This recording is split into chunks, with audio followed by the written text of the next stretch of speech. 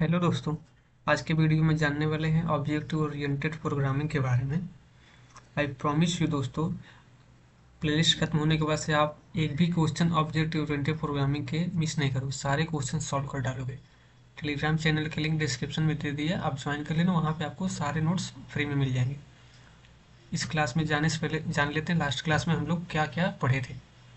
सो दोस्तों, last class में हम लोग जाने थे what is programme and programming language क्या होता है, एंड हम लोग को प्रोग्रामिंग लैंग्वेज की नीड क्यों पड़ी, एंड प्रोग्रामिंग पैराडाइम क्या होता है, and different types of programming paradigm को हम लोग जाने थे लास्ट क्लास में।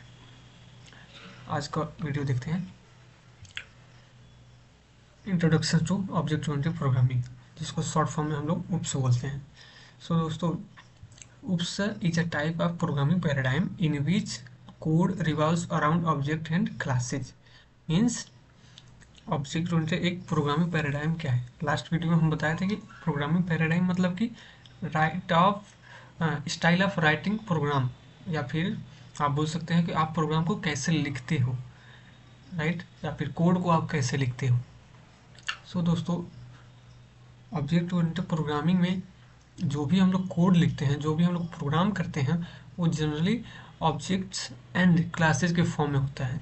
ज़्यादा सारा कोड हमारा ऑब्जेक्ट बनाते हैं और क्लास बनाते हैं, और फिर उसके अकॉर्डिंग हम लोग कोड को लिखते हैं।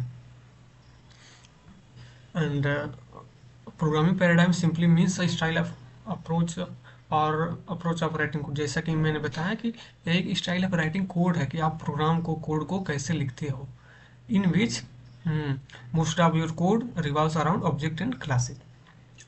ऑब्जेक्ट ओरिएंटेड प्रोग्रामिंग का यूज इसलिए किया जाता है दोस्तों कि यह एक रियल वर्ल्ड प्रॉब्लम को सॉल्व कर देता है। आप जो भी रियल वर्ल्ड में देखते हो, आप मोस्टली ऑब्जेक्ट एंड क्लासेस के फॉर्म में रहता है। आप फ़ोन देख रहे हो तो क्लास मतलब कि एक जनरल सा एंटिटी, जैसे कि क्लास फ़ोन हो गया, उसमें सबको पता है कि फ़ोन के पास एक स्क्रीन होगा, उसमें बटन होंगे, volume up volume down, power on button होगा। सो दोस्तों, इसको हम लोग एक जनरल क्लास बना देते हैं, और एक उसमें से एक स्पेसिफिक टाइप का फ़ोन, जैसे कि मान लो आप ओप्पो में देख रहे होगे, वीवो में देख रहे होगे, या फिर और भी कोई फ़ोन, तो यह एक पर्टिकुलर टाइप ऑफ ऑब्जेक्ट हो गया उस क्लास का, राइट। सो ऑब्जेक्ट ओरिएंटेड को आप मोस्ट ऑफ द केस में C++, जावा, पाइथन या फिर कुछ कोई और भी लैंग्वेज में लिख सकते हो, राइट। सो जानते हैं क्लास एंड ऑब्जेक्ट क्या होता है। सो दोस्तों, class is a user defined blueprint और template that defines how an object will look and behave. It contains data member, member function. जैसे कि क्लास मतलब कि एक ब्लूप्रिंट, जिसमें कि जैसे मान लो कि आप घर बनवाने जाते हो तो आर्किटेक्ट आपको एक ब्लूप्रिंट बना के देता है। आप बताते हो कि मेरे पास इतना ज़मीन है, और उसके अकॉर्डिंग वो ब्लूप्रिंट बना के देता है कि हाँ, यहाँ पे आपका सीढ़ी रहेगा, यहाँ पे कमरा रहेगा या फिर किचन रहेगा, जो भी है। वैसे ही जब हम लोग प्रोग्राम को लिखते हैं तो प्रोग्राम में एक जनरल क्लास बना देते हैं, और उस क्लास में वेरिएबल और फंक्शन डिफाइन कर देते हैं, हम लोग आगे देखने वाले हैं।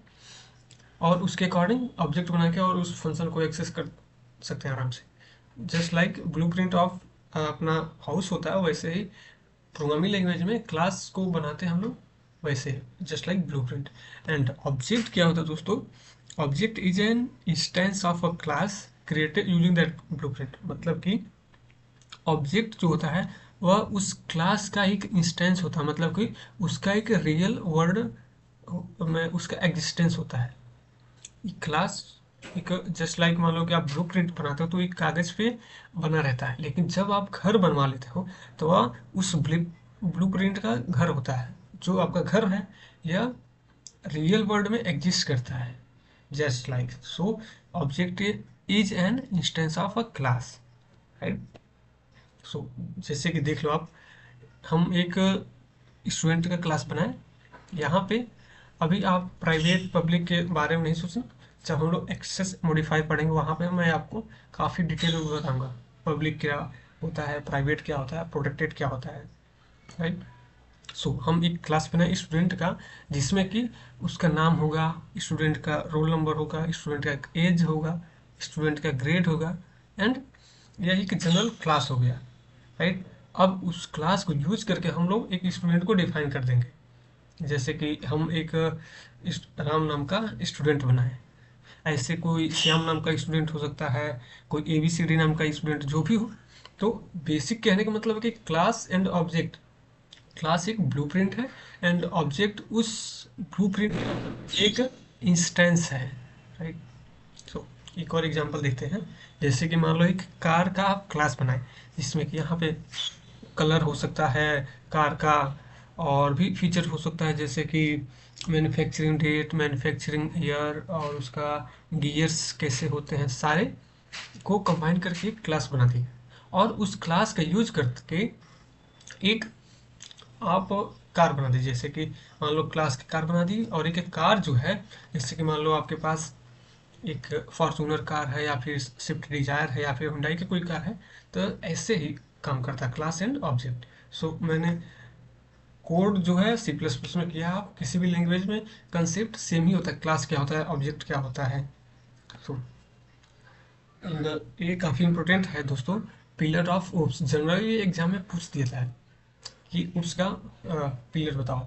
तो इसमें एब्स्ट्रैक्शन होता है, इनकैप्सुलेशन, इनहेरिटेंस, पॉलीमॉर्फिज्म। अगले वीडियो में हम लोग काफ़ी डिटेल में देखेंगे पिलर ऑफ ओप्स के बारे में। तब तक के लिए दोस्तों धन्यवाद। टेलीग्राम का लिंक डिस्क्रिप्शन में दे ज्वाइन कर लेना, वहाँ पे आपको सारे नोट्स मिल जाएंगे। Thank you.